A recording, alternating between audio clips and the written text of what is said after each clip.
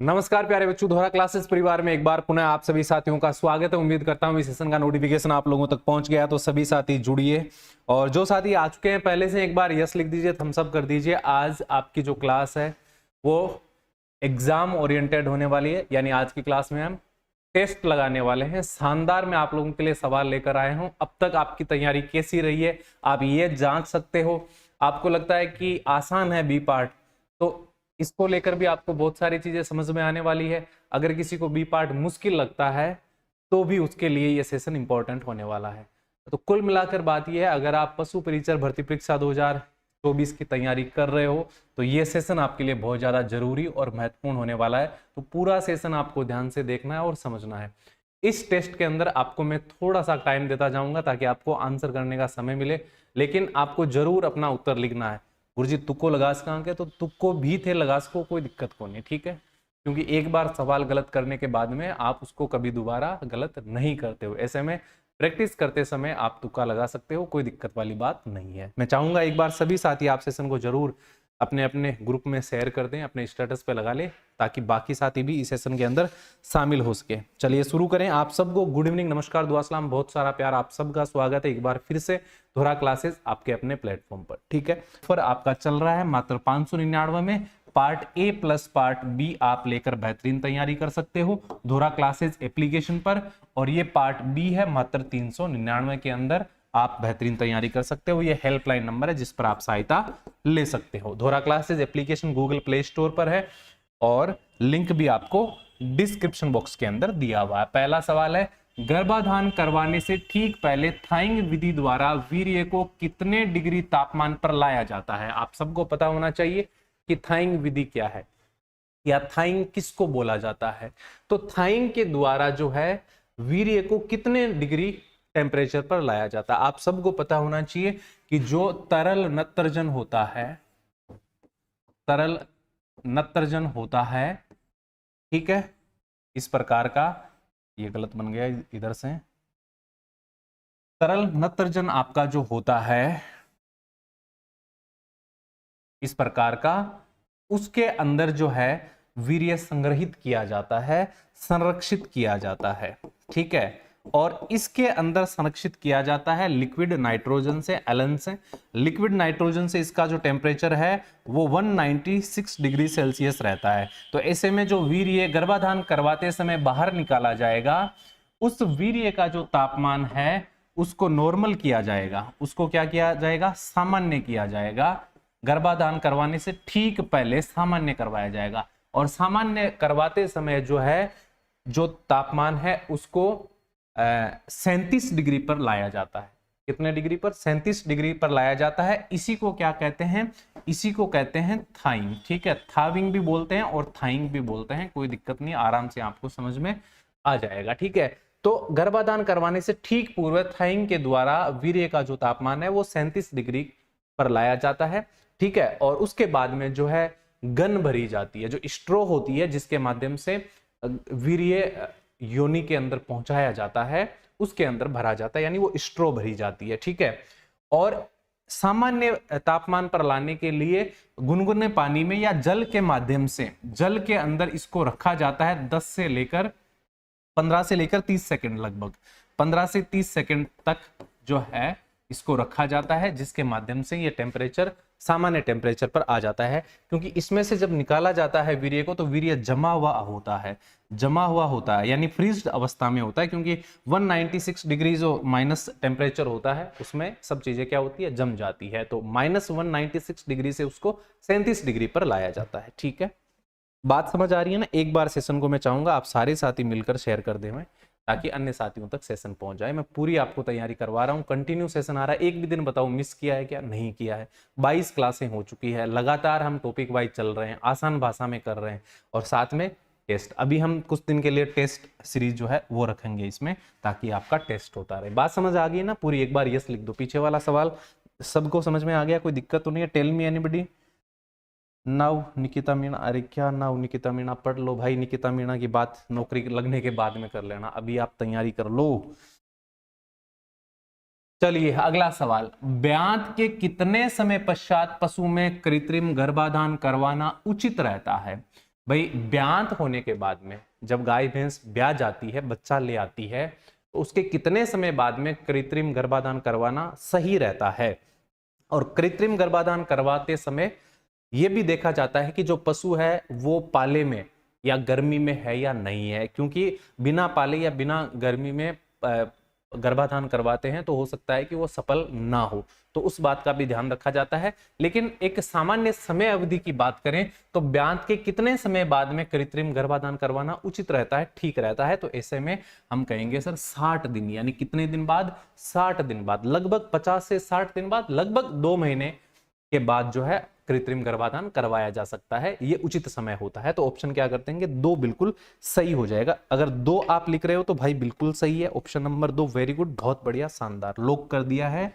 आगे बढ़ जाते हैं, अगला सवाल देखिए अगला सवाल है, शारीरिक और आनुवंशिक गुणों के आधार पर पशु का प्रतिरूप बनाना क्या कहलाता है। इसी प्रकार के सवाल आएंगे, बढ़िया बढ़िया लैंग्वेज के अंदर आपको सवाल मिलेंगे और सवाल बाहर नहीं जाएगा, इसकी आपको टेंशन नहीं करना है, ठीक है। देखिए पूछा गया है कि शारीरिक और आनुवंशिक गुणों के आधार पर पशु प्रतिरूप बनाना क्या कहलाता है। पशु प्रतिरूप बनाना क्या कहलाता है, कृत्रिम गर्भाधान, क्लोन, साइक्लोन या संकरण। वेरी इंपॉर्टेंट सवाल, बहुत बेहतरीन सवाल है। मैं चाहूंगा जिन बच्चों ने पहले पढ़ाई करी है वो एकदम सही जवाब दे देंगे, कोई दिक्कत नहीं है, ठीक है। दृष्टि, लक्ष्मी, हर्ष, श्रवण, बजरंग, जाट, आरती, भगत सिंह, अच्छू। चलिए इसका मुझे बताइए क्या उत्तर दोगे आप। इसका सही देखो उत्तर होगा, उसको हम क्लोन कहते हैं। ऑप्शन क्या कर देंगे, 2 कर देंगे, क्लोन। क्या कर देंगे, क्लोन। आप सबको पता है ना, प्रथम भेड़ का क्लोन बनाया था, प्रथम जो क्लोन है उसका नाम क्या था, डोली था। प्रथम क्लोन कौन सा था, डोली, ठीक है, डोली भेड़ का क्लोन बनाया गया था। अगर 2 ऑप्शन आप कह रहे हो तो 100% आपका सही उत्तर हो जाएगा, वेरी गुड, ठीक है। आगे बढ़िए, अगला सवाल देखिए जी। इसमें आप लोगों से क्या पूछा गया है, ध्यान दीजिए। इसमें पूछा है बकरी के प्रथम क्लोन का नाम क्या था। बकरी का जो प्रथम क्लोन था उसका नाम आपको बताना है, समरूपा, गंगा, नूरी या इंजाज। ये आपको दिए गए ऑप्शन में क्लोन आपको बताना है, ठीक है। क्या बताना है, क्लोन आपको बताना है, ऑलराइट। चलिए बताइए सारे। Clone, very good. दृष्टि, मीणा, आपका बिल्कुल सही आंसर है, बहुत बढ़िया। अरे डीपी में कुछ गलत ना है, टाबरू पढ़ लो थे, आगे परीक्षा आने वाली है, तंके तैयारी कर ले। डिपियां बाद में लगा दिया सारी की सारी। गांव में कितनी डिपियां लगाऊंगा, लाइट वाली डिपियां लगाऊंगा। Very good very good very good very good, बिल्कुल सही हो जाएगा। देखो नूरी, नूरी जो है ना ये बकरी का क्लोन था। ये किसका था जी, बकरी का क्लोन था। समरूपा किसका था जी, ये भैंस का था। ये सारे मैंने पढ़ा रखे हैं, अगर पहले से पढ़ते आ रहे हो तो कोई दिक्कत नहीं है। गंगा जो है ना ये गिर गाय का क्लोन था, गिर गाय का क्लोन था, गिर गाय का, ठीक है। और इंजाज है ना ये ऊंट का क्लोन है, ठीक है, ऊंट का क्लोन है, ऊंट का क्लोन है, ठीक है। ये क्लोन आपको याद कर लेना, ये पूछा जा सकता है आप लोगों से, ठीक है। डोली भेड़ का क्लोन आपको बता रखा है। आई एम पाछी आ गई चाहे आगा आ गई, लेकिन पढ़ाई कर ले तू है, इन बिन्ने घूमना की कहीं जरूरत है, परकली। चलो ऑप्शन क्या हो जाएगा जी, ऑप्शन हो जाएगा जी नूरी। अगर ऑप्शन आप 3 कह रहे हो तो बहुत बढ़िया, बिल्कुल आपका सही उत्तर हो जाएगा। चलिए यहां तक बात समझ आ रही है प्यारे बच्चों, ये सवाल आपको समझ में आ गया तो एक बार यस लिख दो, फिर हम आगे बढ़ जाते हैं। मैं चाहूंगा ना आज के सेशन में आप खूब शेयर करके खूब बच्चों को शामिल करोगे, ठीक है। मजा आना चाहिए इस टेस्ट के अंदर, हर एक सवाल आपके लिए बहुत बेहतरीन होने वाला है, ठीक है। और जिस भी साथी ने सेशन को लाइक और शेयर नहीं किया वो करे, है ना, क्योंकि बहुत जबरदस्त आपका सेशन होने वाला है, ठीक है। और जो नए बच्चे हैं ना वो पहले क्लास को देख लें, कोई दिक्कत नहीं है, उसके बाद में धोरा क्लासेस से जुड़े, कोई दिक्कत वाली बात नहीं। पहले आराम से क्लास को देखें, समझे, अच्छा लगे तो सब्सक्राइब करें, वरना कोई जरूरत नहीं है, ठीक है। अब देखिए सवाल क्या है आपके सामने, सामान्यतः वयस्क गोवंश के शरीर में जल की मात्रा कितनी होती है। सामान्यतः अगर हम बात करें तो पशुओं के अंदर, पशुओं का जो शरीर होता है, शरीर में जो जल की मात्रा होती है वो अलग अलग होती है, वेरिएशन होता है उनके अंदर। ऐसे में आपसे पूछा गया है कि जो वयस्क गोवंश होता है उसके शरीर में जल की मात्रा कितनी होती है, ये आपका सवाल है, बड़ा इंपॉर्टेंट और अच्छा सवाल है, ठीक है। जल की मात्रा का आपसे सवाल पूछा जा सकता है। चलिए क्या बताओगे इसका,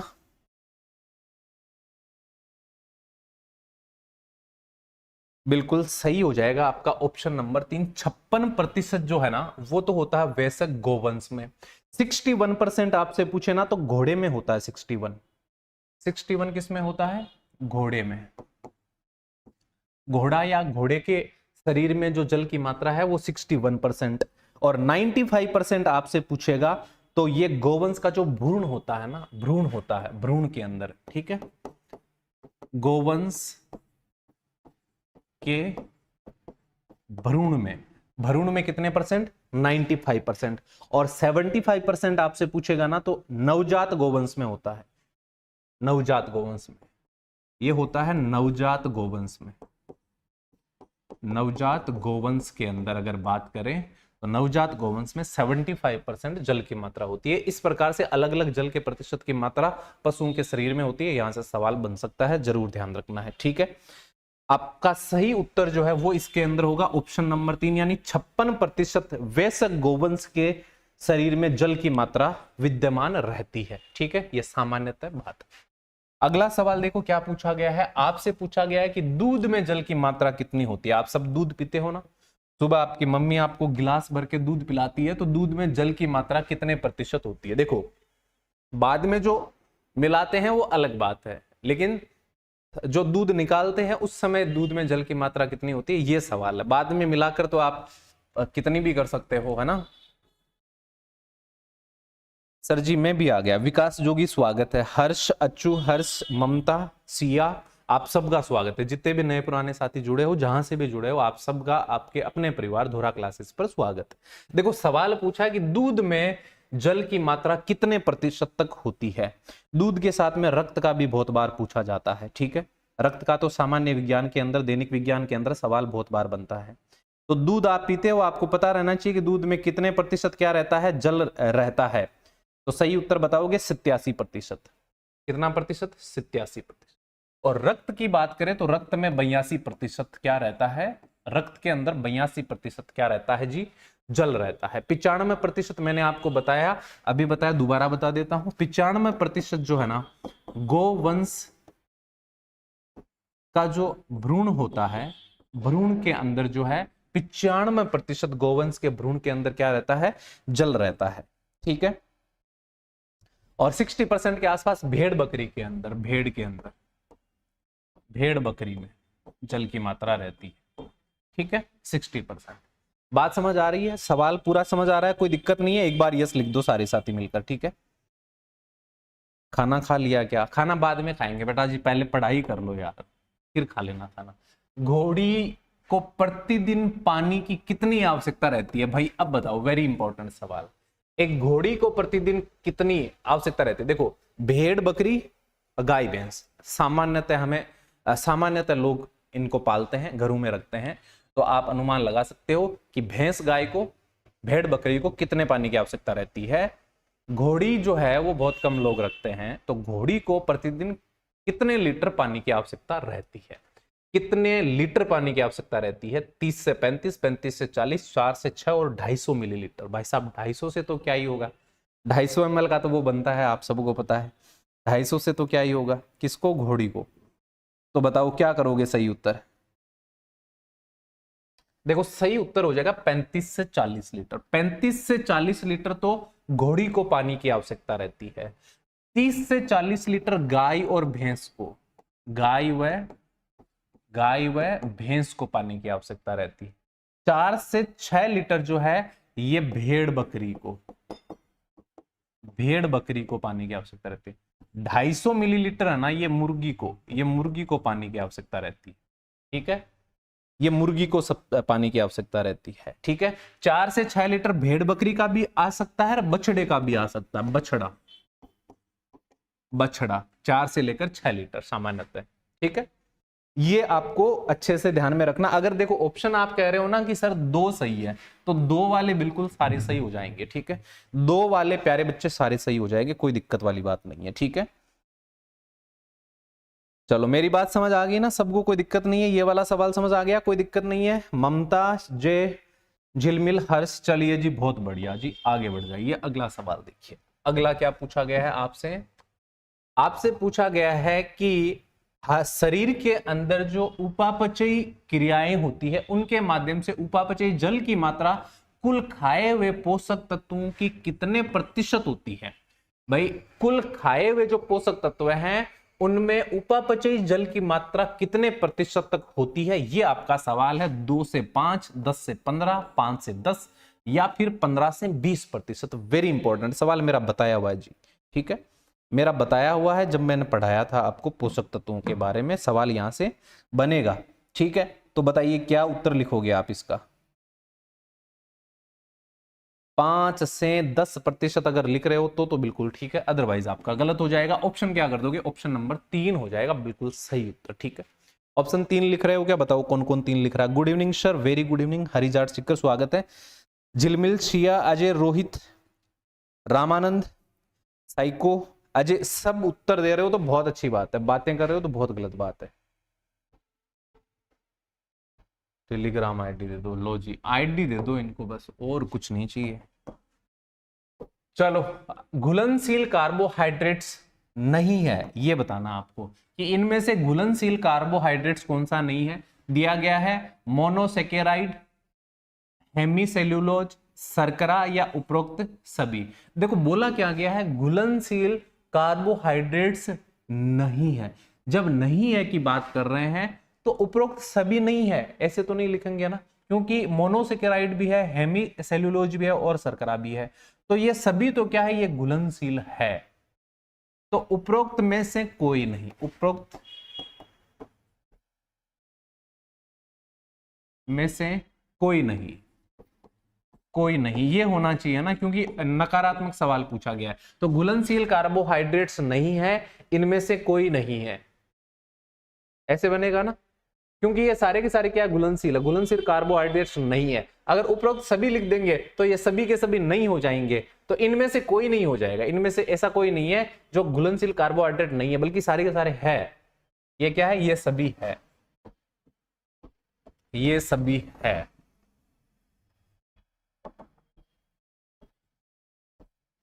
ये सभी है, घुलनशील है, ठीक है, ये सभी है भाई, ठीक है। चलिए वेरी गुड, आगे बढ़ जाइए। एक बार जितने भी साथी आप जुड़े हो ना, सारे लाइव चैट ओपन करके आंसर लिखना शुरू कर दो सारे के साथ, ठीक है। अगला सवाल आ गया है, तेरो तुक्को गलत हो गयो, कोई नहीं, तुक्को गलत हो गयो तो तुक्को सही भी हो जाएगा। पशु शरीर में प्रोटीन की मात्रा कितनी होती है ये बताओ, जरा मजा आएगा। प्रोटीन की मात्रा बतानी है कि पशु शरीर के अंदर प्रोटीन की मात्रा कितनी होती है, सामान्य रूप से आपको बताना। वेरी वेरी इंपॉर्टेंट सवाल है, मैं चाहूंगा कि आप सारे जवाब लिखो, ठीक है। देखो एक भाई साहब ऐसे हैं जिनको आईडी दे देते हैं, है ना, ताकि कोई दिक्कत ना हो। जितने में आप इसका उत्तर लिख दो, मैं इनको आईडी देकर विदाई दे देता हूं, है ना। ये लो,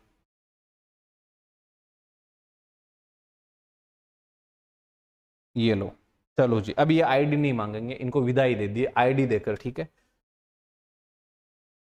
चलो अब बताओ जी इसका क्या लिखोगे आप।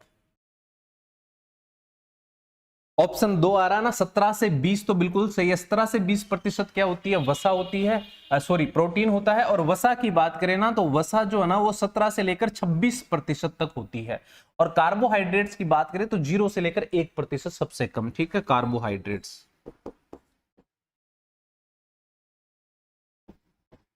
कार्बोहाइड्रेट्स की बात करें तो कार्बोहाइड्रेट्स जो है ना वो 0 से लेकर 1% तक पशु शरीर के अंदर पाया जाता है। तो ये तीनों चारों आंकड़े आपको जरूर ध्यान में रखना, सवाल आ सकता है। जल पूछ लेगा कि जल की मात्रा पशु शरीर में बताओ, प्रोटीन की बताओ, वसा की बताओ, कार्बोहाइड्रेट्स की बताओ। तो इस प्रकार से आपको ये सारा याद रखना है, ठीक है। ओके जी, अगला सवाल देखिए, पूछा गया है कि पशु खाद्य पदार्थों को कितने भागों में वर्गीकृत किया गया। मुझे लगता है कि जिसने हरा चारा, जो चारा फसल है उनके बारे में जो सेशन मैंने करवाया था, अगर वो आपने देखा है तो इसका सही जवाब दे दोगे कि पशु खाद्य पदार्थों को कितने भागों में बांटा गया। जो पशु के खाने योग्य पदार्थ है उनको कितने भागों में वर्गीकृत किया गया, ये आपका सवाल है। बताओ जी। Good evening sir, very good evening. अचूकी बिश्नोई, रॉयल जाट, सही उत्तर बताओ जी क्या हो जाएगा। एक बार यस लिखते जाओ, मजा आ रहा है ना इस टेस्ट के अंदर, आप सबको बेहतरीन तरीके से उत्तर दे पा रहे हो, कोई दिक्कत नहीं है। इसी तरह से आपका पेपर डिजाइन होगा, ध्यान रखना। तो इस तरह के सवाल बिल्कुल भी नहीं छोड़ना है, ठीक है। देखो जो पूछा क्या गया है, पशु खाद्य पदार्थों को कितने भागों में वर्गीकृत किया गया है, ये आपसे पूछा गया है। तो भाई दो भागों में वर्गीकृत किया गया है। दो भाग कौन कौन से हैं? एक तो हरा चारा और दूसरा है जी दाना। दूसरा क्या है? दाना। दो भागों में विभाजित किया गया। ऑप्शन क्या कर दोगे? एक कर दोगे, क्योंकि एक में दो लिखा हुआ है। ठीक है, हाँ, हरा नहीं बल्कि मोटा चारा है ना, हरा नहीं बल्कि मोटा चारा। मोटा चारा, मोटा चारा और दाना, मोटा चारा और दाना दो भागों में वर्गीकृत किया गया है। ठीक है, दोनों अगर लिख रहे हो तो बहुत सही लिख रहे हो, कोई दिक्कत नहीं है। ठीक है, और जो मोटा चारा है इसको दो भागों में पुनः विभाजित किया गया है। इसको जो है ना, इसको दो भागों में पुनः विभाजित किया गया है। इसमें एक तो आता है हरा चारा और एक इसके अंदर आपका आता है सूखा चारा। इसको दो भागों में विभाजित किया, हरा और सूखा, दो भागों के अंदर। ठीक है, बात समझ आ गई है? सर मैं तो ऐसे ही आ गया 2-4 मिनट, अब जाऊं, जो इच्छा आपकी। इसका बता दिया। Good evening sir, very good evening, सबका स्वागत है। फटाफट आंसर लिखते जाओ। ये समझ में आ गया कि खाद्य पदार्थों को पशुओं के दो भागों में बांटा गया, मोटा चारा और दाना। मोटा चारा को दो भागों में, हरा और सूखा दो भागों में बांटा गया। ठीक है, चलिए अगला सवाल देखिए, वेरी इंपॉर्टेंट सवाल पूछा आपसे। क्या गया? सूखे चारे को कितने भागों में बांटा गया? अभी हमने क्या देखा था कि जो मोटा चारा होता है वो दो भागों में, हरा और सूखा। अब जो सूखे चारे को कितने भागों में वर्गीकृत किया गया है, ये आपका सवाल है, बड़ा इंपॉर्टेंट। बताओ फटाफट सही उत्तर क्या करोगे। क्या पूछा गया है कि सूखे चारे को कितने भागों में वर्गीकृत किया गया? सूखा चारा बताना है। बताओ जी सही उत्तर। फर्स्ट बार पढ़ रही हूं, पहली बार पढ़ रही हूं, कोई बात नहीं, पढ़ लो, पहली बार पढ़ लो, चौथी बार पढ़ लो, 10वीं बार पढ़ लो, लेकिन बताते रहो साथ में कि सूखे चारे को कितने भागों में वर्गीकृत किया गया है। ये आपका सीधा सीधा सवाल है।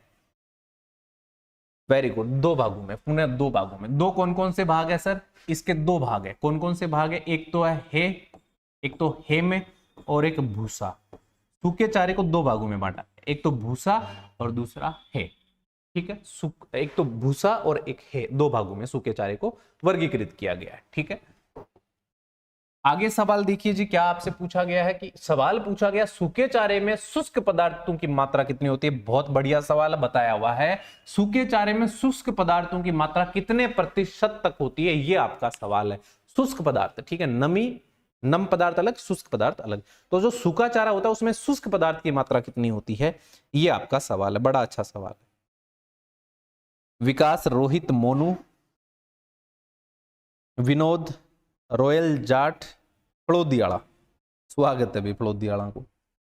इसका क्या हो जाएगा? देखो, सूखे चारे में शुष्क पदार्थों की मात्रा 50 से 60, 17 से 80, 17 से 80 नहीं बल्कि 70 से 80 होनी चाहिए, 70 से 80, 80 से 90 और 90 से 100 में से आपको बताना है कि सूखे पदार्थों की मात्रा बताना। भाई गिल्ला नहीं बताना है, सूखे की बताना है। ऑप्शन करोगे जी 3, अगर 3 कर रहे हो तो बिल्कुल सही हो जाएगा। देखो, सूखे चारे के अंदर शुष्क पदार्थ होते हैं, वो होते हैं 80 से 90% तक, और नमी जो होती है वो होती है 10 से लेकर 15%।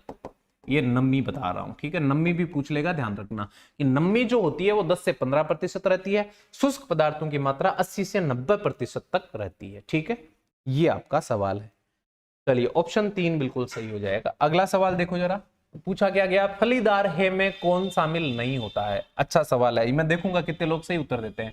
ये जो कह रहा फलीदार जो हे है उसमें कौन शामिल नहीं होता है? रिजगा, चना, गंवार और घास। अब बताओ, इसका मैं देखना चाहूंगा कितने लोग सही उत्तर दे पाते हैं। ठीक है, और जिनको सेशन देखकर मजा आ रहा है वो जरूर इस सेशन को अपने ग्रुप के अंदर शेयर कर दें। आप जो भी आप व्हाट्सएप ग्रुप के अंदर जुड़े हो या टेलीग्राम पे जुड़े हो, अपने स्टेटस पे लगा लें ताकि अन्य लोगों तक पहुंच जाए। ठीक है, चलो टीप लिया सभी ने मेरा। अच्छा, इसका क्या बताओगे आप? रिजगा, चना, गंवार और घास में से आप क्या बताओगे? अगर आप कह रहे हो कि सर घास हो जाएगा तो ऑप्शन 4 जो है ना ये बिल्कुल सही है।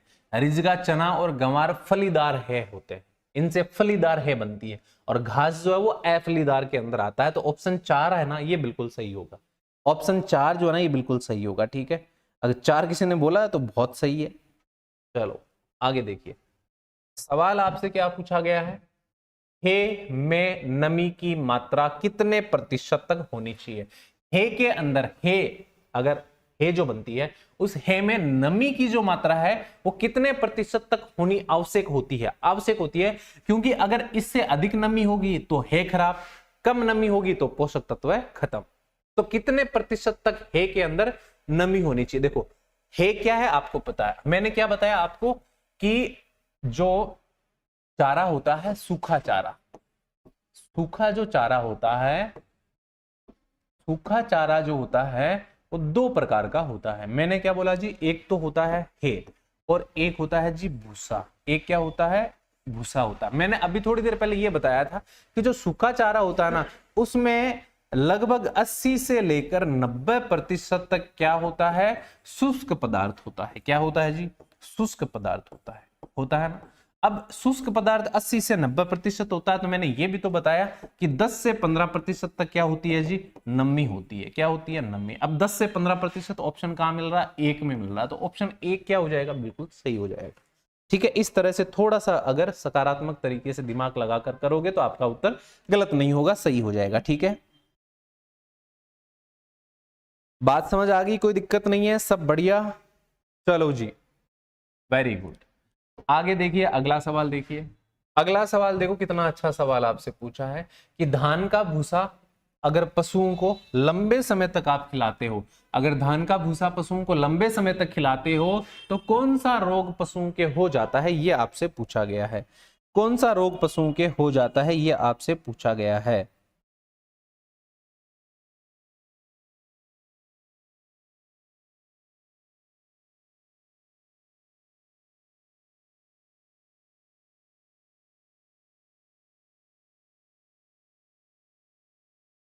लिखो, देखो क्या पूछा है। धान अगर लंबे समय तक खिलाओगे तो क्या होगा? थनेला जो है ना, थनेला तो थन में होता है, थन के अंदर, थन जो है वो गर्म हो जाता है, थन के सूजन आ जाती है। इस प्रकार के इस थनेला के लक्षण है। अगर जो दुधारू पशु होता है उसका दूध अगर ढंग से नहीं निकालते हैं तो बहुत बार थनेला रोग होने की क्या होती है? संभावना। थनेला से जो थन होता है पशु का, ठीक है, वो ज्यादा प्रभावित होता है। थन पता है थन को और क्या बोलते हैं? अयन भी बोलते हैं। ठीक है, थन को और क्या बोलते हैं? अयन भी बोलते हैं। ठीक है, थन को क्या बोलते हैं? अयन बोलते हैं। तो थन के होने वाला रोग है थनेला। ठीक है, डेगेबा कुछ रोग नहीं होता है, गमेला नहीं होता है, डेगनेला जो है ये हो जाता है अगर लंबे समय तक पशु को क्या खिलाया जाता है? सूखा भूसा खिलाया जाता है। तो लंबे समय तक सूखा भूसा पशुओं को नहीं खिलाना चाहिए। ठीक है, नहीं खिलाना चाहिए। ओके, आगे देखिए, अगला सवाल आपसे क्या पूछा गया है? फलीदार चारे में कच्चे प्रोटीन की मात्रा कितनी प्रतिशत होती है? ये आपका सवाल है कि जो फलीदार चारा होता है उसमें कच्चे प्रोटीन की मात्रा, एक तो होता है कुल पोषक प्रोटीन की मात्रा, एक कच्चे प्रोटीन की मात्रा। तो कच्चे प्रोटीन की मात्रा आपसे पूछी है कि कितनी होती है, ये आपका क्या है? सवाल है। एक तो होता है संपूर्ण पाचक प्रोटीन और एक होता है कच्चा प्रोटीन, तो दोनों में अलग अलग डिफरेंस है, अलग अलग मात्रा होती है। ऑप्शन अगर कह रहे हो कि दो, तो दो बिल्कुल सही है, यानी कच्चे प्रोटीन की मात्रा कितनी होती है? 2 से 3। और जो कुल पाचक प्रोटीन होता है, जो कुल पाचक प्रोटीन होता है, ये भी आपसे पूछ लेगा कि कुल पाचक जो प्रोटीन है उसकी मात्रा बताओ, तो आप कह दोगे सर 10 से 15%।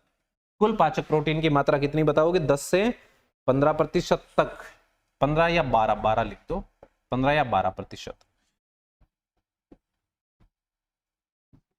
10 से 12% तक। ठीक है, आगे देखिए, अगला सवाल देखिए क्या पूछा गया है आपसे। अच्छे साइलेज में कितने प्रतिशत नमी आवश्यक है? साइलेज का सवाल आ गया। साइलेज का गलत नहीं करोगे, साइलेज को मैंने बहुत अच्छे से डिटेल में आपको आसान भाषा में समझाया हुआ है।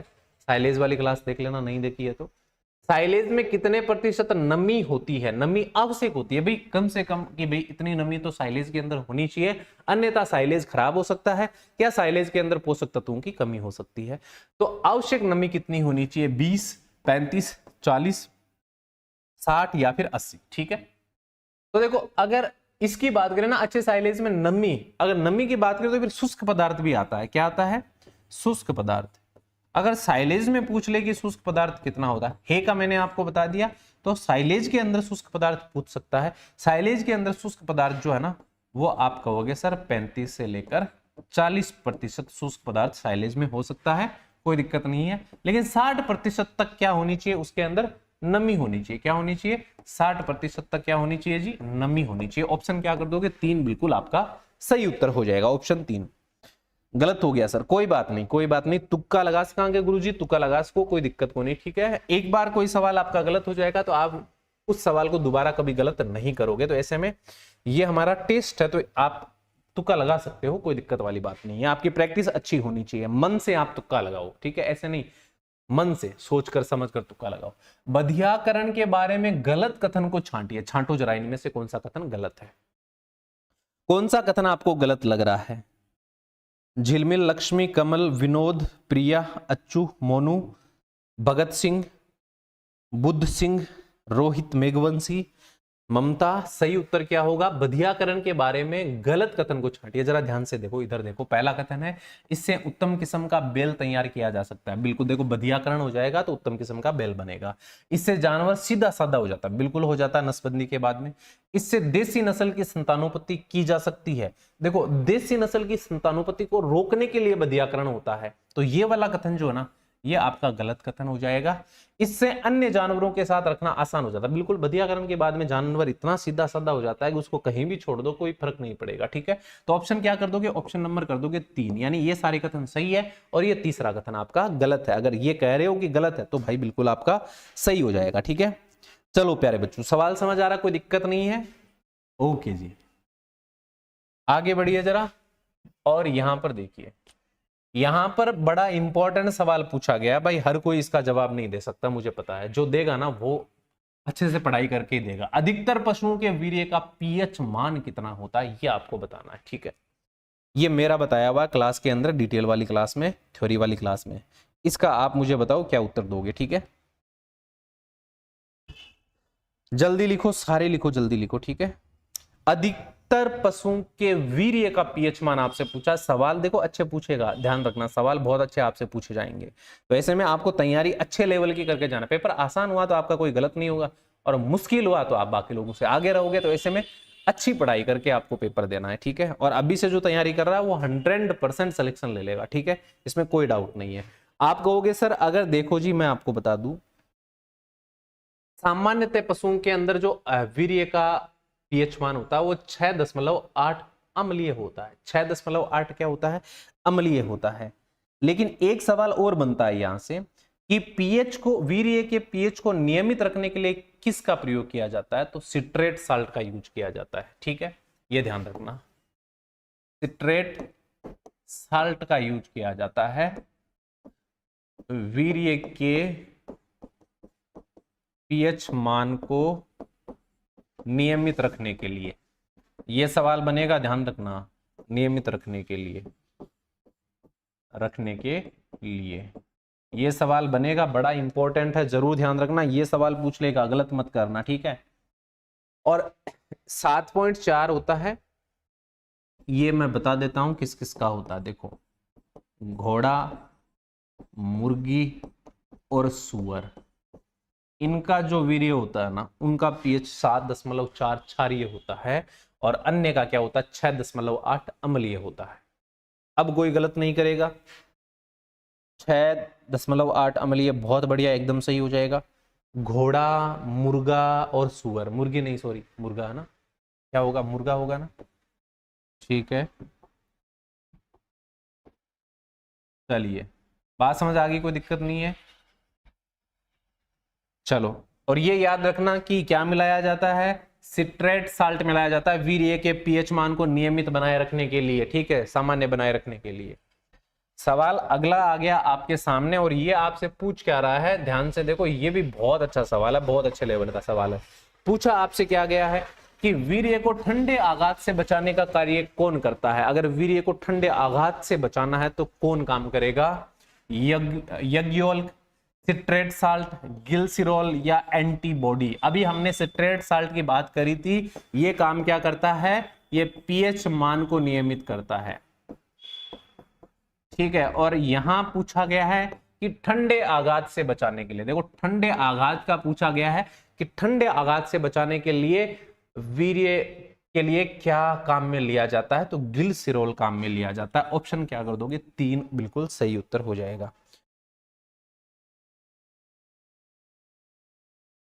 ठीक है, बात समझ आ गई ना। उदाहरण तो घोड़े का लिखवाया है।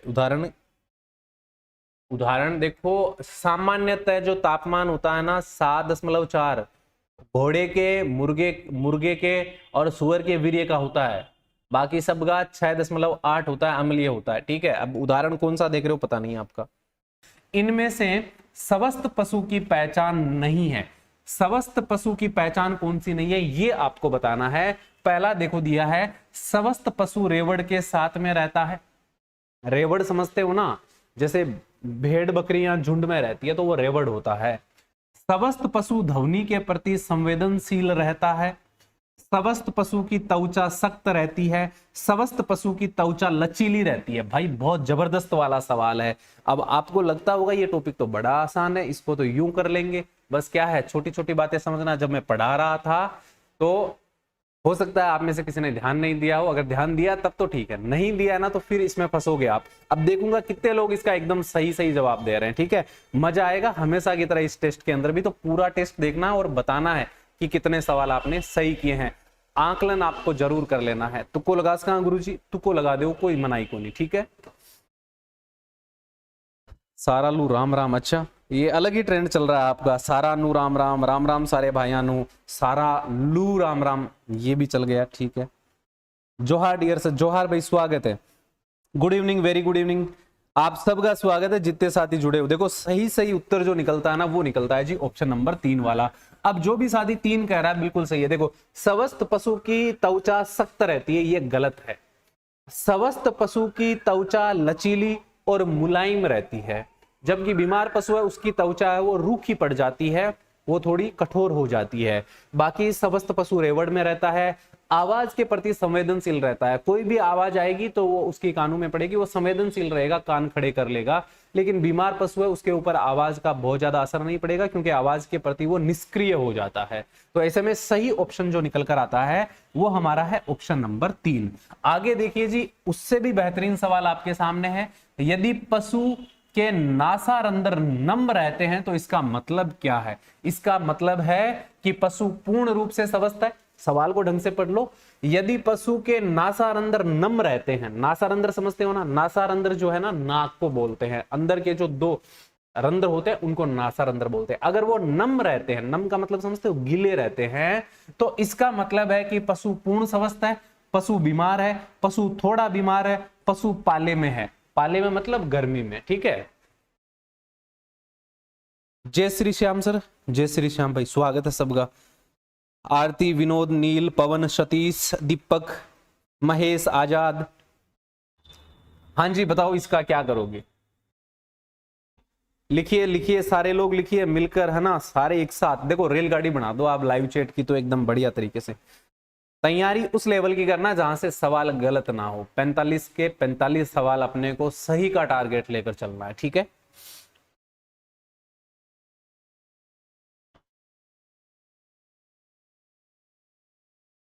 गजब क्वेश्चन आता है, आता आता भी गलत हो सकता है। ये बताओ, देखो इसका सही उत्तर क्या हो जाएगा जी? इसका सही उत्तर होगा पशु पूर्ण रूप से स्वस्थ है। अगर नासारंध्र नम है तो डेफिनेटली आपका पशु क्या है, वो पूर्ण रूप से स्वस्थ है, कोई दिक्कत वाली बात। अगर नासारंध्र बंद है, बह रहे हैं, सूखे हैं, तो पशु आपका बीमार हो सकता है। लेकिन नम रहने का मतलब है कि नमी रहना उनके अंदर। ठीक है, और पशु बीमार है, पशु थोड़ा बीमार है, पशु पाले में नहीं। पाले के अंदर जो पशु होता है वो आवाज करता है। क्या करता है?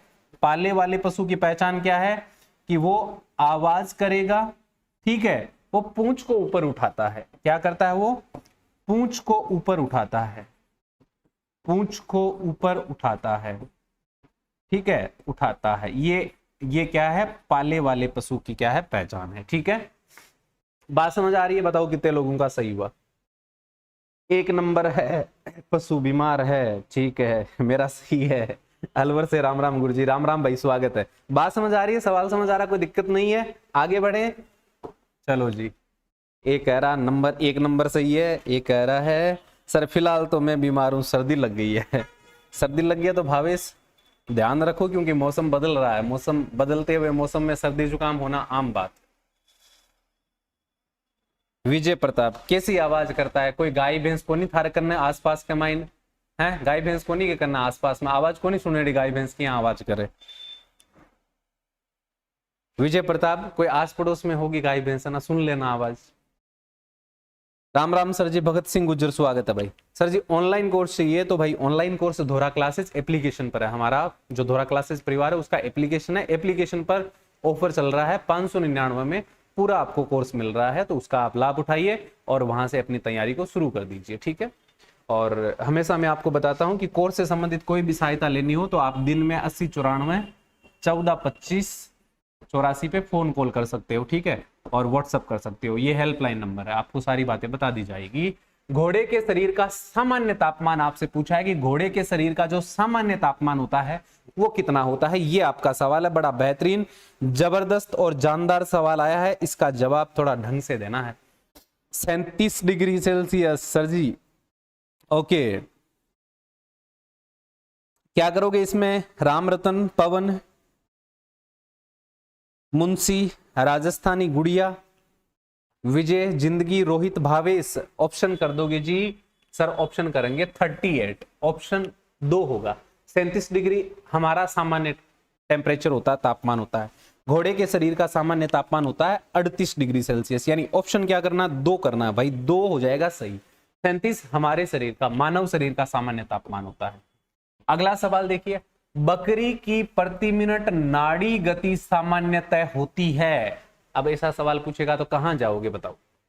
मैंने पढ़ाया था श्वसन गति, नाड़ी गति, ठीक है, और इसके साथ में चलिए बताइए।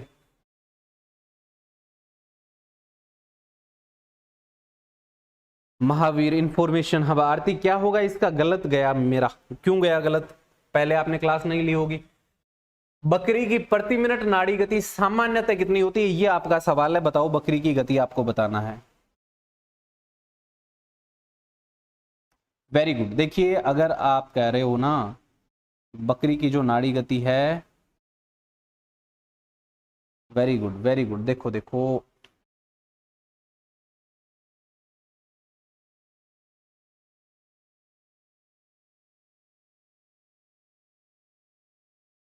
क्या हुआ, ये लाइव चैट,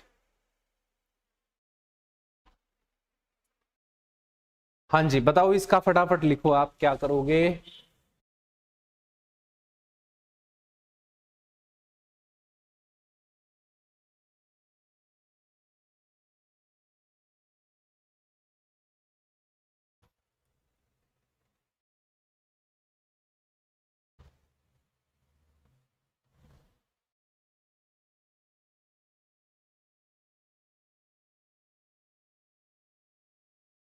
एक सेकंड, हो गया, चलो लिख दिया होगा। 70-80 बोल रहे हो तो बहुत सही है आपका, 70-80 बोल रहे हो तो बहुत सही है। बताओ बकरी और जो भेड़ होती है ना, बकरी और भेड़ का कौन सा अंग होता है जहां से हम उनकी नाड़ी गति का पता कर सकते हैं? इसका जवाब लिखो आप, ठीक है। अंग आपसे पूछे कि बकरी और भेड़ के कौन से अंग से, कौन से अंग से जो है कि नाड़ी गति का पता किया जा सकता है, ठीक है, वो आप बताना। 70 से 80 मिनट होती है बकरी और भेड़ की जो प्रति मिनट नाड़ी गति होती है, ठीक है। तो नाड़ी गति का सवाल ये भी आ सकता है कि कौन से अंग के द्वारा आप बकरी और भेड़ की नाड़ी गति का पता कर सकते हो।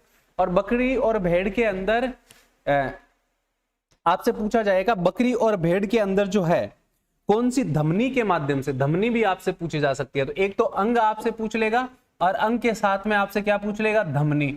तो आपको 2 चीजें बतानी।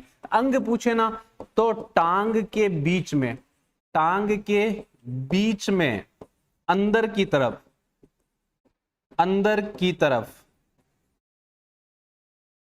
अंदर की तरफ, ठीक है, अंदर की तरफ क्या होता है? धमनी होती है। कौन सी धमनी होती है? धमनी कौन सी होती है? फेमोरल। सर आपकी बुक पढ़ूं जी, क्लास भी लेता हूं, ठीक है। देखो इसमें क्या हो जाएगा, धमनी आपसे पूछे तो फेमोरल, फेमोरल आपको याद रखना ये धमनी होती है। तो धमनी आपसे पूछ सकता है कि धमनी फेमोरल धमनी होती है टांग के बीच में, अंदर की साइड में फेमोरल धमनी के माध्यम से आप बकरी की नाड़ी गति का पता कर सकते हो। ठीक है, 2-3 सवाल यहां से निकल सकते हैं। हर हर महादेव गुरुजी, स्वागत है जी। सर हम बकरी रखते हैं तो बकरी की नाड़ी गति चेक करना। ठीक है, चलो, गाय और भैंस की नाड़ी दर उनके शरीर के कौन से अंग के द्वारा मापी जा सकती है, यह सवाल है। सवाल बड़ा अच्छा है और बढ़िया वाला पूछा है आपसे। पूछा है कि गाय भैंस के अंदर जो है ना, उनकी नाड़ी गति को किस अंग के द्वारा आप जान सकते हो, पहचान सकते हो, यह आपका सवाल है। बताओ जी। गाय भैंस के अंदर देखो, गाय भैंस की जो नाड़ी गति होती है, नाड़ी गति की बात करें तो नाड़ी गति जो है प्रति मिनट कितनी होती है, 40 से 45। ठीक है, ये तो होती है नाड़ी की गति, नाड़ी गति दर। ठीक है, अगर आपसे पूछे कि भाई कौन से अंग के द्वारा मापी जाती है और कौन सी धमनी के द्वारा, तो आप क्या बताओगे? Very good. देखो ऑप्शन अगर आप कह रहे हो सर पूंछ, तो पूंछ बिल्कुल सही हो जाएगा। ऑप्शन क्या हो जाएगा? पूंछ। और धमनी आपसे पूछे कि कौन सी धमनी के द्वारा, तो धमनी होती है काकसियल धमनी। धमनी कौन सी होती है जी? काकसियल धमनी होती है, जिसके द्वारा गाय भैंस के अंदर नाड़ी गति को चेक किया जाता है। ठीक है, नाड़ी गति को क्या किया जाता है जी? चेक किया जाता है। बात समझ आ रही है ना?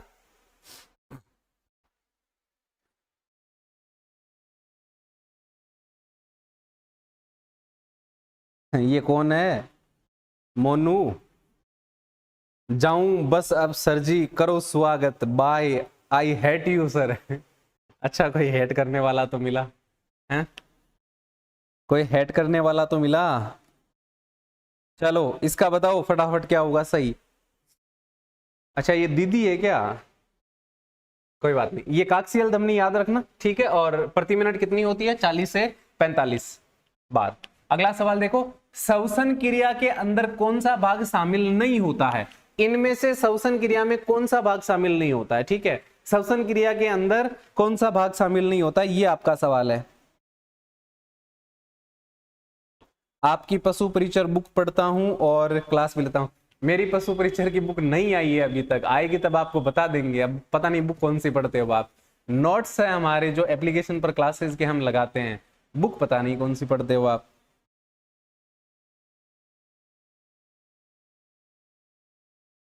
इसका बताओ मुझे। हाँ, काकसिजियल बिल्कुल सही है। इसका देखो सही उत्तर हो जाएगा अवश्वास। ये कोई भाग नहीं होता है।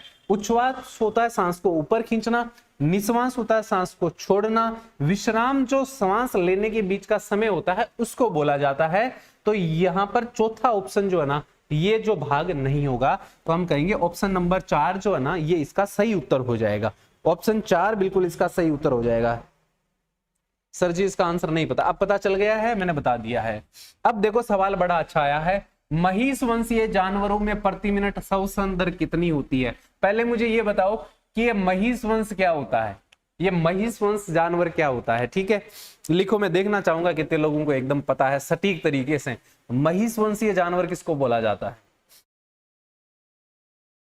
ये बहुत अच्छा सवाल है, पता होना चाहिए। Okay sir, I love you sir, अब मैं पढ़ूं जी।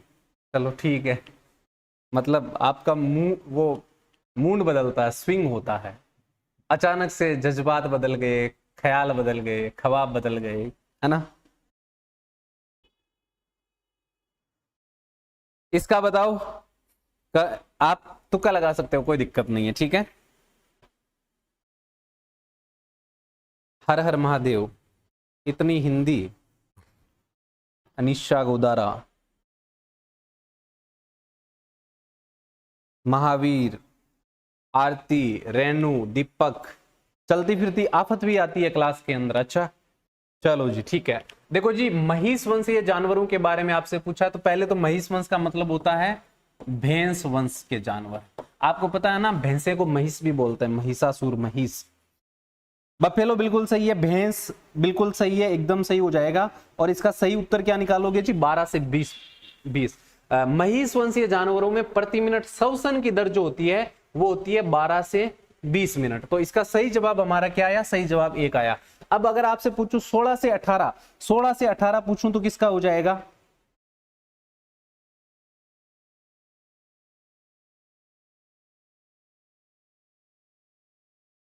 सोलह से 18, देखो 16 से 18 तो इसका सही उत्तर होना चाहिए। 1 मिनट में क्रॉस चेक कर लेता हूं इसको, है ना, इसमें कोई गड़बड़ ना हो जाए।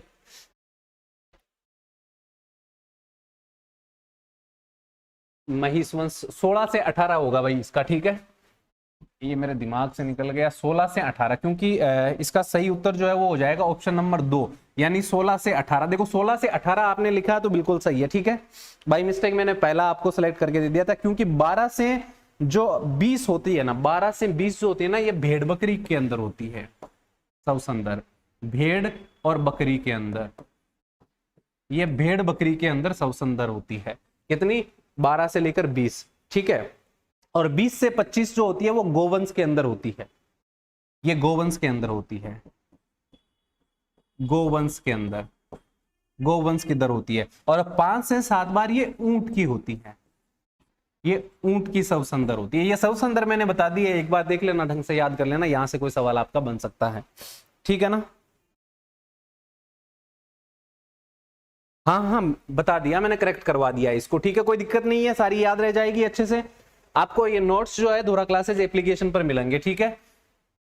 सबसे अच्छी है किससे तैयार की जाती है, ये सवाल है। रिजगा, बरसिम, जई या जो, सबसे अच्छी है किस फसल की बनती है, ये आपका सवाल है। और है कितने प्रकार की होती है, ये भी सवाल पूछ लेगा कि है कितने प्रकार की होती है। इसका जवाब लिखो। अगर है की बात करें तो है जो है ना वो आपकी 3 प्रकार की हो जाती है। कौन कौन सी होती है? दलहनी। नंबर 2 की बात करें तो हो जाएगी आपकी ऐदलहनी। और नंबर 3 की बात करें तो हो जाएगी आपकी मिश्रित। क्या हो जाएगी जी? मिश्रित। ये 3 प्रकार की क्या होती है होती है। यहां सबसे अच्छी की बात करी गई है आपसे, ठीक है। रिजगा बरसिम किस में आते हैं? दलहनी के अंदर आते हैं। दलहनी में कौन सा? रिजगा बरसिम, रिजगा और बरसिम, रिजगा और बरसिम दलहनी में आते हैं। ऐदलहनी की बात करें तो ऐदलहनी में कौन कौन सा आता है? जई और जो आता है, जई और जो। एक तो जई आता है, एक जो आता है। और मिश्रित के अंदर इनका मिश्रण होता है। जैसे मिश्रित में बनाना हो तो जैसे रिजगा प्लस जई की बना ली, ठीक है, रिजगा प्लस जई की बना ली, इस प्रकार से मिश्रित बनती है। तो है 3 प्रकार की होगी और सबसे अच्छी है जो है ना वो जई की बनती है। ऑप्शन क्या करेंगे? इसका 3 उत्तर करेंगे। जई की है जो है वो सबसे अच्छी बनती है, ठीक है। ऊंचाई को देखकर हैरान है बहुत लोग, पर किसी ने मेरे पैरों के छाले नहीं देखे। बहुत अच्छी बात लिखी है। जय श्री कृष्णा सर, जय श्री कृष्णा, स्वागत है। एक बार जितने भी बच्चे देख रहे हैं क्लास को जरूर अपने स्टेटस पे लगाएं, जो भी आपका व्हाट्सएप फेसबुक का ग्रुप है उसमें शेयर कर दें। जिन साथियों ने लाइक नहीं किया वो जरूर लाइक कर दें, ठीक है। ऑप्शन इसमें 3 होगा, ठीक है, जई की। ओके, चलिए जी आगे बढ़ जाते हैं। अगला सवाल देखिए क्या पूछा है के बारे में असत्य कथन को छांटिए। देखो हे के बारे में, जो है ना, इसके बारे में असत्य कथन कौन सा है उसको छांटना। पहला कथन दिया है सबसे अच्छी है जई की तैयार की जाती है। आप कहोगे सर अभी अभी हमने बात करी थी, तो ये तो बिल्कुल क्या हो गया, सही हो गया। सबसे अच्छी दलहनी है रिजगा से तैयार की जाती है। रिजगा और 2 ही तो फसलें हैं जिनकी हमने बात करी, बरसिम और रिजगा। तो रिजगा या बरसिम में से आप ये देखो कि दलहनी है रिजगा की अच्छी बनती है या बरसिम की बनती है, ठीक है, आप पर छोड़ रहा हूं। भारत में ज्यादातर है रिजगा की बनाई जाती है, ये मैं बता दूं बिल्कुल सही है, क्योंकि रिजगा की ही ज्यादातर जो है वो बनाई जाती है भारत के अंदर। भारत में पूछे तो रिजगा की है ज्यादा बनाई जाती है बनाने के लिए फसल में 25% से अधिक नमी रहनी चाहिए या होनी चाहिए। बताओ कौन सा कथन आपको गलत लग रहा है, गलत को छांटना है, ठीक है। मोनू, आरती, क्या लिखा, कबड्डी बॉय, अनिशा, लोकेश, मुंशी, ओम प्रकाश।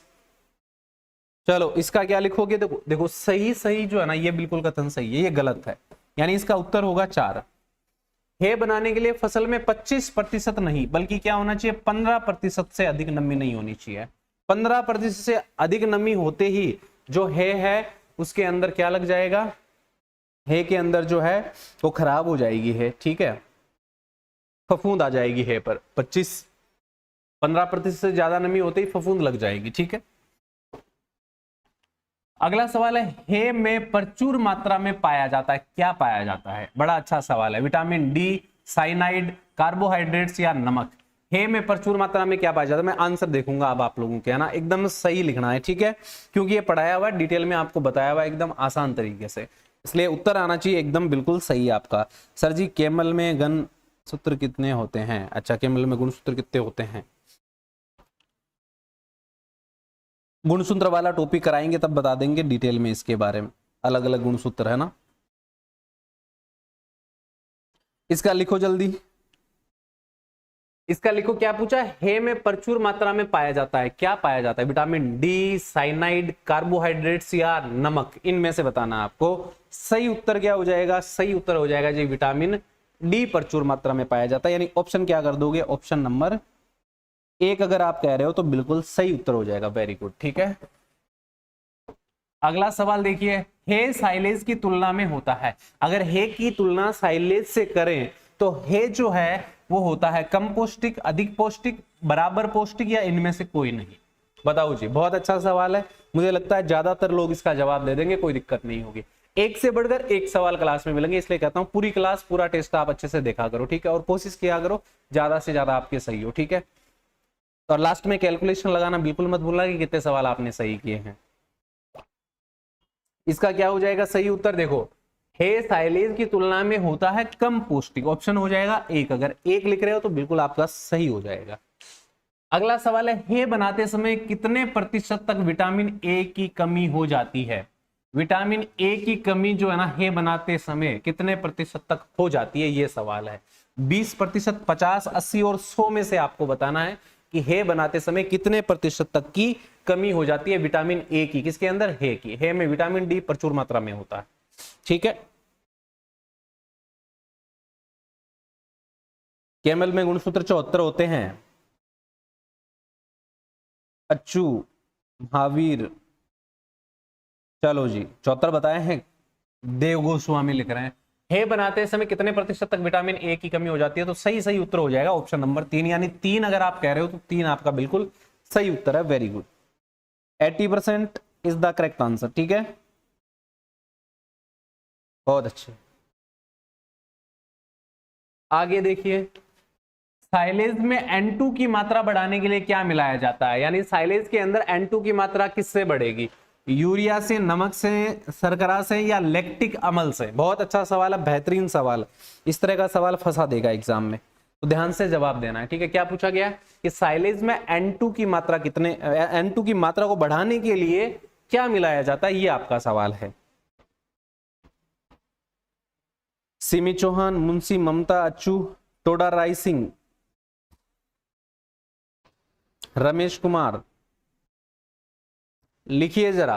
क्या पूछा गया? साइलेज में N2 की मात्रा बढ़ाने के लिए मिलाया क्या जाता है? उसके अंदर क्या मिलाया जाता है? तो यूरिया मिलाई जाती है। क्या मिलाई जाती है? यूरिया मिलाई जाती है, ठीक है। और कितनी मिलाई जाती है? ये 1% मिलाई जाती है, यानी 1% तक क्या मिलाई जाती है? यूरिया मिलाई जाती है। आपसे पूछा स्वाद बढ़ाने के लिए क्या मिलाया जाता है? तो स्वाद बढ़ाने के लिए नमक, ठीक है, स्वाद बढ़ाने के लिए नमक, स्वाद बढ़ाने के लिए नमक मिलाया जाता है। और नमक कितना मिलाया जाता है सर? 0.5%, 0.5% तक क्या मिलाया जाता है? नमक मिलाया जाता है, ठीक है। वेरी गुड, चलिए जी आगे बढ़ जाइए। अगला सवाल देखिए, साइलो में साइलेज बनने में कम से कम कितने दिन का समय लगता है? कम से कम समय कितना लगता है, ठीक है, ये आपको बताना है। कम से कम समय कितना लगता है साइलो में साइलेज बनने में, ठीक है। अधिकतम का नहीं पूछा, कम से कम बताओ जरा। यूरिया बिल्कुल सही है, कोई दिक्कत नहीं है। लिखिए जरा इसका फटाफट क्या होगा।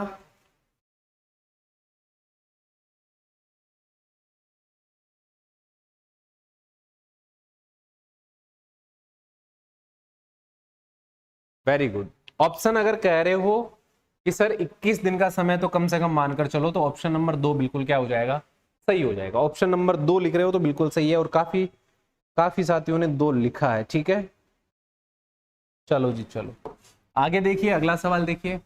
बुर्ज या टावर साइलो की अधिकतर ऊंचाई कितने मीटर तक होती है? भाई साइलो आपको पता होना चाहिए कि साइलो जो होते हैं वो 3 प्रकार के होते हैं। साइलो कितने प्रकार के होते हैं?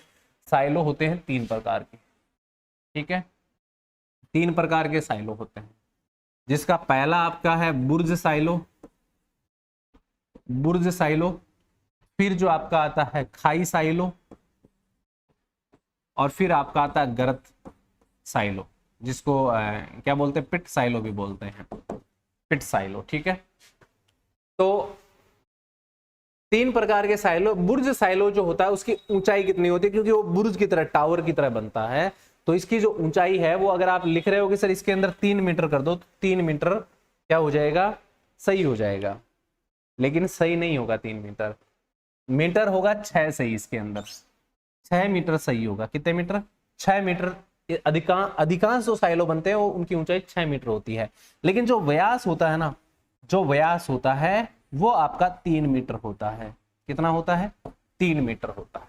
व्यास का पूछे तो 3 मीटर होता है। ठीक है, और खाई के अंदर जो लंबाई होती है वो लगभग 4 मीटर होती है। ठीक है, और गर्त के अंदर तो गोल पिट होता है, गोल गड्ढा होता है, उसकी 3 मीटर ही क्या होती है, व्यास होती है। ठीक है, तो व्यास पूछे ना, व्यास, तो ध्यान रखना व्यास आपको 3 बतानी है, और साइलो जो है, टावर साइलो, उसकी हाइट जो है वो 6 मीटर आपको बतानी है। ठीक है, 6 मीटर आपको बतानी है।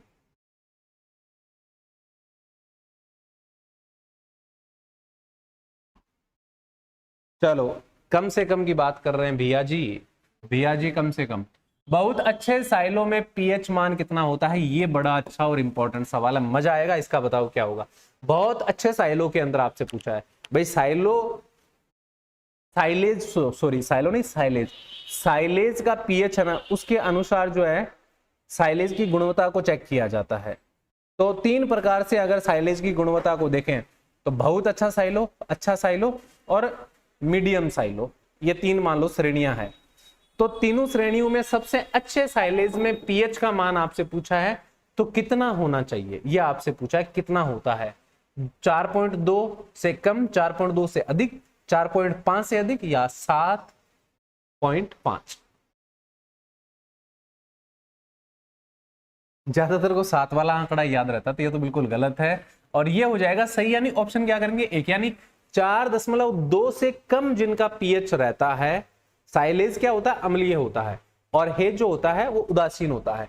तो साइलेज के अंदर जो अच्छा साइलेज जिसको हम मानते हैं, उसका पीएच मान मापा जाता है, वो 4.2 से कम होना चाहिए, और जिसका मान 4.2 से अधिक और 4.5 तक होता है उसको मानते हैं अच्छा साइलो। ठीक है, अच्छा, खाली अच्छा, बहुत अच्छा है ऊपर, या अच्छा है, डिफरेंस समझ लेना। और 4.5 से अधिक होती है वो ठीक ठाक होता है भाई, ठीक ठाक होता है, काम चलाओ होता है। ठीक है, जो बिना दूध वाले पशु होते हैं उनको खिला देते हैं, ये ठीक ठाक वाला आपको पता है। ठीक है, very good, 3.5 to 4.2, very good, good. चलिए आगे बढ़ते हैं, अगला सवाल देखिए। पूछा है हे का पीएच मान होता है, हे का बताओ जरा। क्षारीय, अम्लीय, क्षारीय व अम्लीय दोनों, उदासीन। बड़ा अच्छा सवाल है, समझ के उत्तर देना है। ठीक है, बड़ा अच्छा सवाल है, ध्यान से उत्तर देना है। अनिशा गोदारा, सिमी, राज, नरेंद्र, देखो आपसे पूछा हे का पीएच मान होता है, हे का पूछा, देखो हे का क्षारीय नहीं होता है, अम्लीय नहीं होता है, क्षारीय और अम्लीय, क्षारीय और अम्लीय भी नहीं होता है, उदासीन होता है। यानी कितना होता है? 7.0 होता है, उदासीन होता है। हे का क्या होता है? उदासीन होता है। ठीक है, ऑप्शन क्या होगा जी? 4 होगा। ठीक है, अब किसी ने लिखा क्षारीय, किसी ने, क्षारीय और अम्लीय दोनों नहीं हो सकता है, पॉसिबल नहीं है। 7 से कम पीएच है तो अम्लीय, 7 से ज्यादा है तो क्षारीय। अब कम दोनों तो कैसे मिक्स हो सकता है? क्षारीय अम्लीय दोनों तो हो ही नहीं सकता ना, तो ये तो गलत हो गया 3 वाला। तो ऑप्शन क्या कर देंगे? 4 हो जाएगा, बिल्कुल सही। अगला सवाल देखिए जरा। ऊंट की कौन सी नस्ल में जिप्रा पाया जाता है? जिप्रा पूछा, जिप्रा कानों और आंखों के बाहर जो काले बाल होते हैं उनको बोला जाता है। तो कौन सी ऐसी ऊंट की नस्ल है जिसके अंदर जिप्रा पाया जाता है? जिप्रे वाली आपको नस्ल बतानी है, बताओ जी।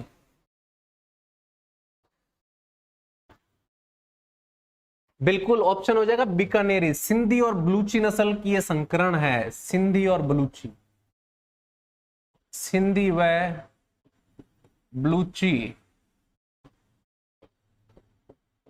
ऊंटों का संकरण है ये बीकानेरी नस्ल।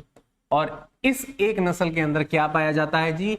जिप्रा पाया जाता है। क्या पाया जाता है? जिप्रा पाया जाता है, बीकानेर। ठीक है, और ये भी सवाल पूछ लेगा कि इसके ललाट पे स्टॉप होता है। ललाट जो है ना, ललाट, ललाट पे क्या होता है? स्टॉप होता है। ये भी पूछ लेगा। तो ऑप्शन एक अगर लिख रहे हो तो बहुत सही लिख रहे हो, कोई दिक्कत नहीं है। अगला है 1 ml सीमन से कितने स्ट्रॉ बनते हैं? 1 ml सीमन, सीमन का मतलब वीर्य, और 1 ml वीर्य से कितने स्ट्रॉ बनते हैं? स्ट्रॉ मतलब जो गन होती है जिससे कृत्रिम गर्भाधान करवाया जाता है, उसके अंदर स्ट्रॉ होती है। कितने स्ट्रॉ भरे जा सकते हैं? और जो आपके जो तरल नत्रजन होता है उसके अंदर भी स्ट्रॉ, जो पाइप लगी हुई होती है जिसके अंदर वीर्य भरा जाता है। तो 1 ml से कितने स्ट्रॉ बनते हैं, ये आपका सवाल है। ठीक है, और तरल नत्रजन से जो एक स्ट्रॉ निकलती है वो क्या होती है? एक कृत्रिम गर्भाधान की डोज आप कह सकते हो। ठीक है, तो ऐसे में 1 ml सीमन से कितने स्ट्रॉ बनते हैं, ये आपका सवाल है। बहुत अच्छा सवाल है। ठीक है, ऑप्शन क्या करोगे जी? 4। ऑप्शन क्या कर दोगे? 2, यानी 4 स्ट्रॉ बनते हैं। कितने स्ट्रॉ बनेंगे? 4 स्ट्रॉ बनेंगे। 4 बिल्कुल सही हो जाएगा। Very good, excellent. आगे बढ़िए। निम्नलिखित में पशु प्रजनन की कौन सी एक विधि नहीं है? पशु प्रजनन की कौन सी एक विधि नहीं है? उन्नयन विधि, संकरण विधि, मिश्रण विधि या चयन विधि? बहुत अच्छा सवाल है। इसका जवाब भी आपको सोच समझ कर एकदम ढंग से देना है। ठीक है, एक बार सेशन को लाइक और शेयर कर दो भी जिसने शेयर नहीं किया है। ठीक है,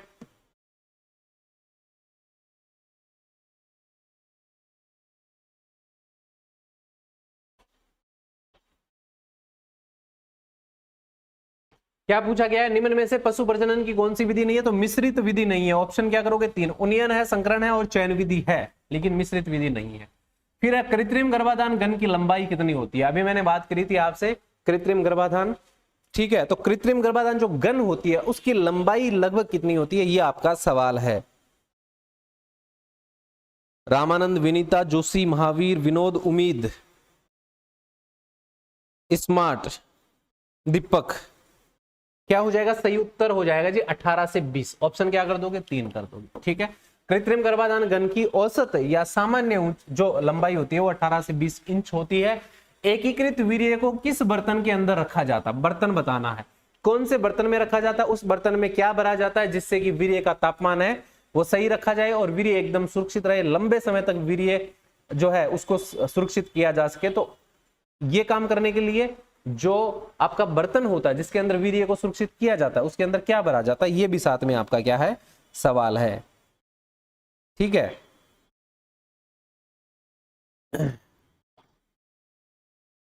वेरी गुड। देखो ऑप्शन कह रहे हो ना सर तरल नत्रजन, तो बिल्कुल आपका क्या हो जाएगा? सही हो जाएगा। इसके अंदर भरी जाती है जी लिक्विड नाइट्रोजन।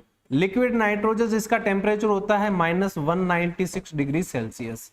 ठीक है, इतने कम टेम्परेचर के अंदर जो वीर्य उसको रखा जाता है तो वीर्य जम जाता है। जब कृत्रिम गर्भाधान करवाते हैं तो वीर्य को सामान्य तापमान पर लाया जाता है, और वीर्य का जो सामान्य तापमान होता है, वीर्य का सामान्य तापमान, सामान्य तापमान,